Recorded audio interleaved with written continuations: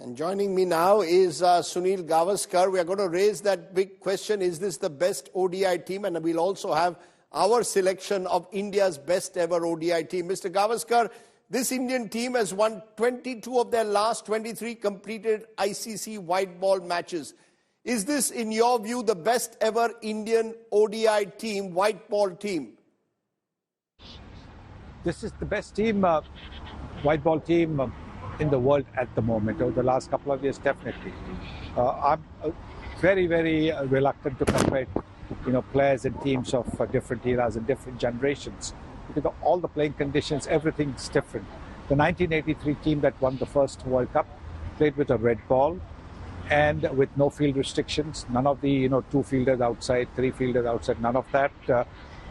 Bouncers were freely allowed. The 2011 team was also playing under different conditions. So it's very difficult to compare teams. Like I said, this is the best team over the last two or 3 years in the white ball game. This Indian team is the best in the last couple of years because their performances say that. You just mentioned 22 out of 23 games that they won. That just tells you how dominant they have been. What for you, Mr. Gavaskar, has been the standout aspect of this team that makes it really such a match-winning side? The all-round strength.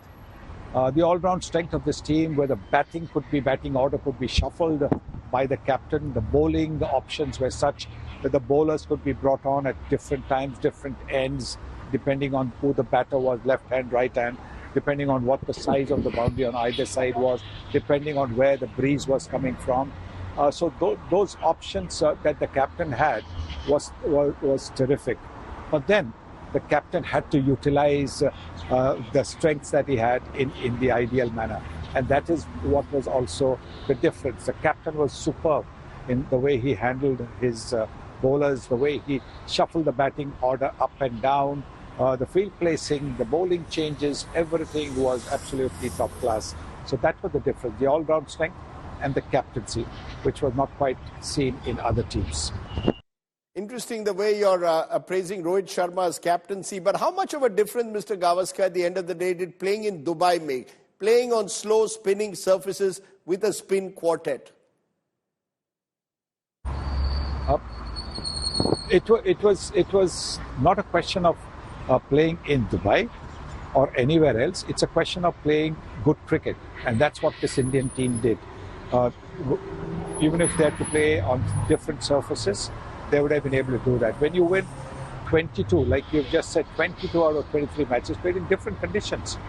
Only 5 matches have been played in Dubai out of the 22 that have been won. The other 17 matches have been played elsewhere, different pitches, different conditions.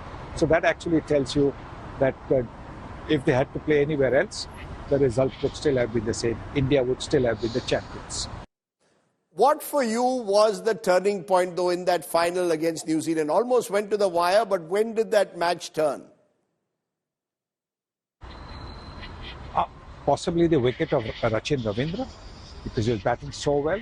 Kuldeep Yadav getting him out first ball was the reason why the Kiwi slowed down.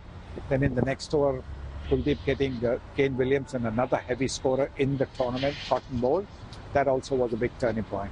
Otherwise, New Zealand could have ended up with maybe 280, 290. If both these, informed batters had stitched together a partnership. Is there any player you want to single out in this Indian team for special praise, Mr. Gavaskar? I'd single out Kuldeep Yadav because, sometimes he goes under the radar. He picks wickets for you. I'll also look at KL Rahul. He kept wickets superbly. And when needed, when he came into bat, he batted in a very positive manner. A couple of sixes that he hit in both the semis as well in the final. Absolutely top-class batting. So these are the two players I would certainly look at. Just a final question. Do you think Rohit Sharma should now step aside from red ball cricket, just focus on white ball and probably hope to lift the 2027 World Cup? That is for Ajit Agarkar and his selection committee to decide, not for me. Sunil Gavaskar leaving that ball outside the off stump with that last question. I was speaking to him earlier. He was in Dubai.